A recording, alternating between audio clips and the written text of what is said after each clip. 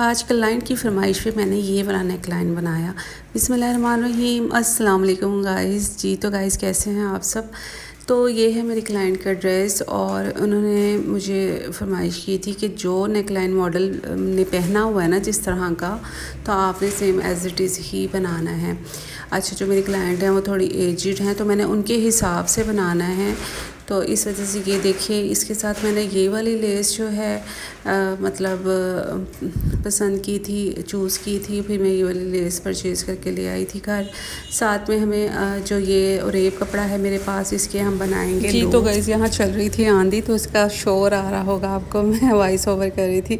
अच्छा, ये उनको डिज़ाइनिंग के लिए ये फैब्रिक अलग से दिया होता है, तो ये जो है इसके हम बॉक्स के अंदर यूज़ करेंगे। मेरे पास ये वाली गम है, ग्लू आपके पास ये ज़रूर होनी चाहिए, बहुत ही अच्छी ग्लू है, काफ़ी स्ट्रॉन्ग स्टिकनेस है इसके अंदर।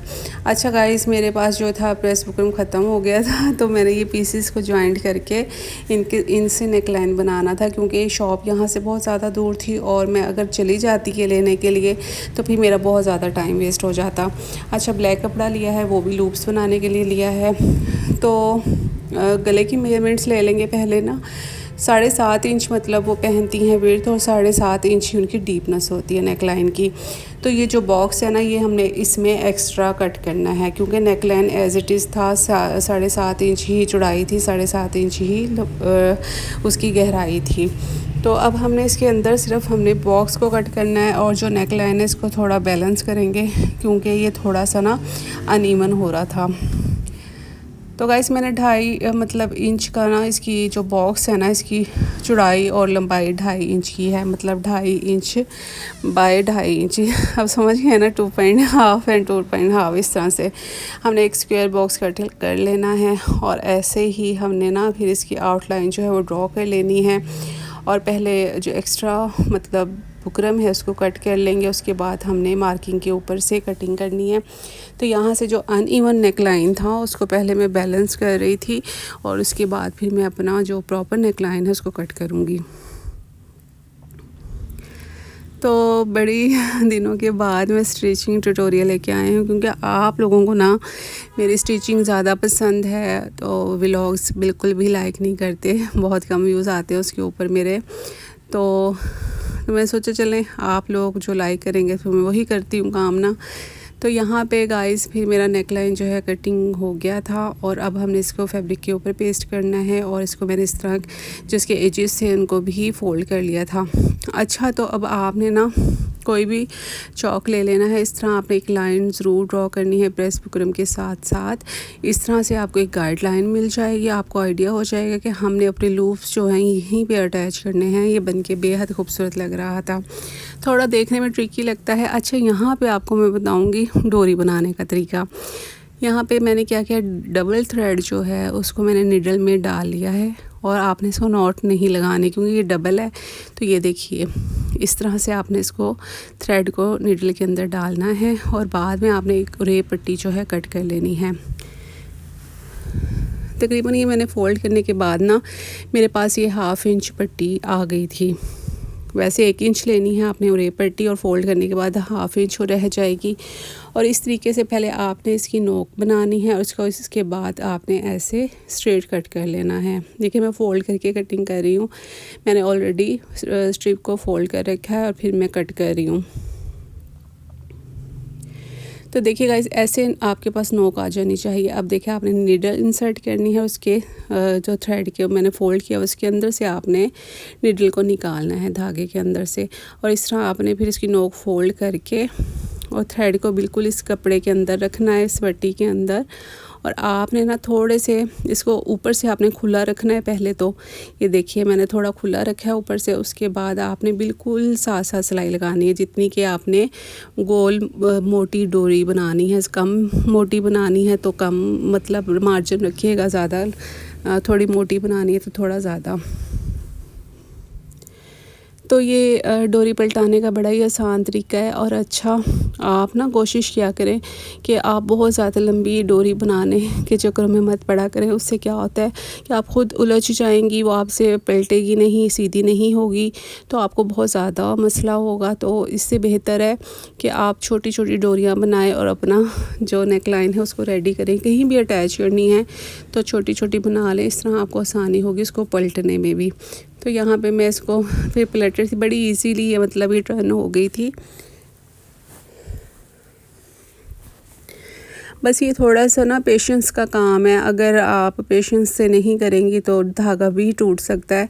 तो इसलिए बहुत आहिस्तगी से आपने इसको पलटाना है, अदरवाइज़ फिर धागा टूट जाएगा तो आपको फिर मसला होगा और आपको फिर एक न्यू जो डोरी है वो बनानी पड़ेगी। तो देखिए गाइस कितनी खूबसूरत जो डोरी है वो बन के रेडी हुई है। तो अब हमने इसके अंदर से लूप कट करने हैं। अच्छा, मैंने आपको 2 तरीक़ों से ये लूप्स लगाने का तरीका बताऊंगी कि आप 2 तरीके बताऊंगी उसके ना।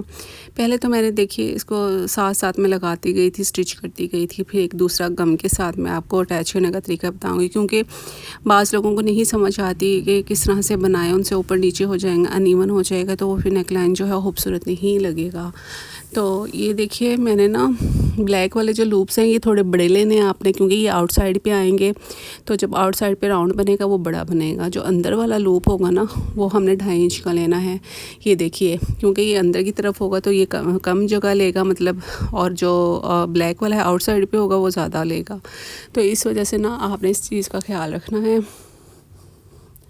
अच्छा देखिए यहाँ पे मैं ना साथ साथ बस मतलब रखती जा रही थी और सिलाई लगाती जा रही थी। तो लेकिन जो बिगनर्स हैं जिनको नहीं समझ में आएगा उनके लिए मैं दूसरा तरीका भी बताऊंगी वीडियो में आगे चल के। तो यहाँ पे पहले मैंने ना ऐसे ही लगा दिए थे, लेकिन फिर मैंने सोचा कि नहीं मैं तो लगा सकती हूँ लेकिन जो बिगनर्स हैं उनको मसला होगा, तो इस वजह से उनके लिए फिर मैंने दूसरा मेथड भी बताया है।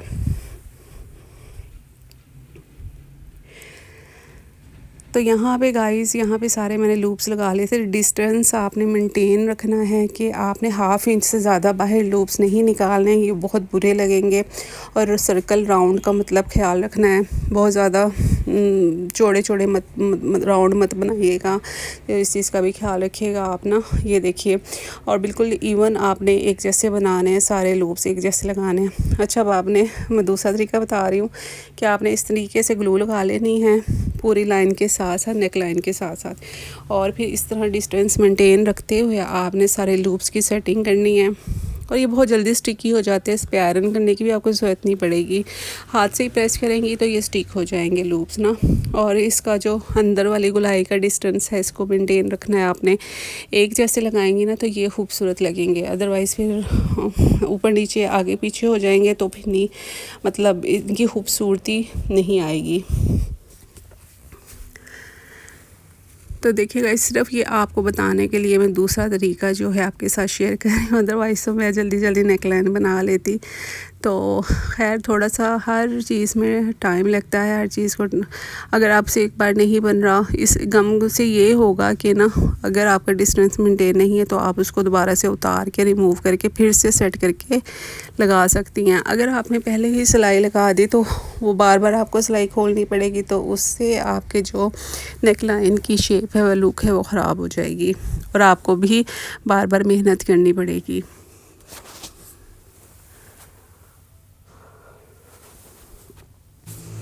तो गाइज़ ऐसे फिर मैंने सारी सेटिंग करने के बाद आपने ऊपर से एक सिलाई ज़रूर लगानी है।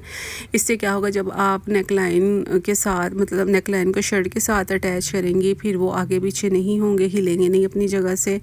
अच्छा, मैं हाफ़ नेकलाइन पहले स्टिच करती हूँ, हाफ़ बाद में स्टिच करती हूँ। देखिए मैंने सेंटर की सिलाई लगाई है, तो अब मैं हाफ़ नेकलाइन को स्टिच करूँगी। इससे क्या होता है ना कि आपका जो नेकलाइन है बिल्कुल एक जैसा बनता है, आगे पीछे नहीं होता अगर आप हाफ़ स्टिच कर लेती हैं। उसके बाद देखिए मैं दूसरी साइड से ना हाफ़ स्टिच करूँगी। तो ये बड़ा ही आसान तरीका है और बिगनर्स के लिए तो फिर बहुत ज़्यादा इजी हो जाएगा। जो भी जब भी वो नेकलाइन अटैच करते हैं तो कभी शर्ट पीछे हो जाती है, गला ऊपर हो जाता है, तो ये सारे मसले नहीं होंगे। इजीली वो नेकलाइन को शर्ट के साथ अटैच कर सकती हैं। तो इस तरह बड़ी एहतियात से आपने कटिंग कर लेनी है। अच्छा, जो एक्स्ट्रा लूप्स है वो मैंने कट कर लिए थे, अंदर वाले जो अंदर सिलाई के अंदर से ज़्यादा ही नज़र आ रहे थे वो सब एक्स्ट्रा मैंने कट कर दिया था। और ये देखिए इस तरह आपने नोचिस लगा लेने हैं राउंड शेप में, और कॉर्नर्स पे भी आपने कट्स लगा लेने हैं। अब मैं आपको इसको पलटा के सीधा करके आयरन करके फिर मैं इसको आपको दिखाती हूँ। अच्छा, जो बॉक्स वाला जो साइड है उसके अंदर हमने जो डिज़ाइनिंग वाला प्रिंटेड फैब्रिक दिया था ब्रांड ने, हम वही रख के इसको स्टिच कर देंगे। बड़ी सिंपल स्टिचिंग है। देखिए हमारा नेक लाइन कितना खूबसूरत लग रहा है अभी से। और ये देखिए डबल मैंने यानी कि फ़ोल्ड किया हुआ है स्टफ़ को, और ये जो बॉक्स के अंदर मैंने रखना है, तो आप चाहे तो प्लेन भी लगा सकती हैं। बस मुझे अच्छा लग रहा था ये, तो मैंने सोचा था मैं यही वाला अटैच कर देती हूँ, क्योंकि उन्होंने मुझे मना किया था कि आप ब्लैक फैब्रिक मत लगाइएगा, क्योंकि कलर भी छोड़ सकता है ब्लैक फैब्रिक ना, तो ये ना हो कि उनकी शर्ट के ऊपर आ जाए, तो इस वजह से भी मैंने अवॉइड किया था। तो देखिए गाइस, अब ये सेटिंग हो गई, मैंने गम लगा के फिर अब इसको ना अच्छे तरीके से फ़िक्स कर देना है। ये देखिए गम लगाने का, ग्लू लगाने का कितना ज़्यादा बेनिफिट है कि आपको चीज़ें पहले से फ़िक्स हो जाती हैं और बस सिलाई लगाने में फिर आपको आसानी होती है।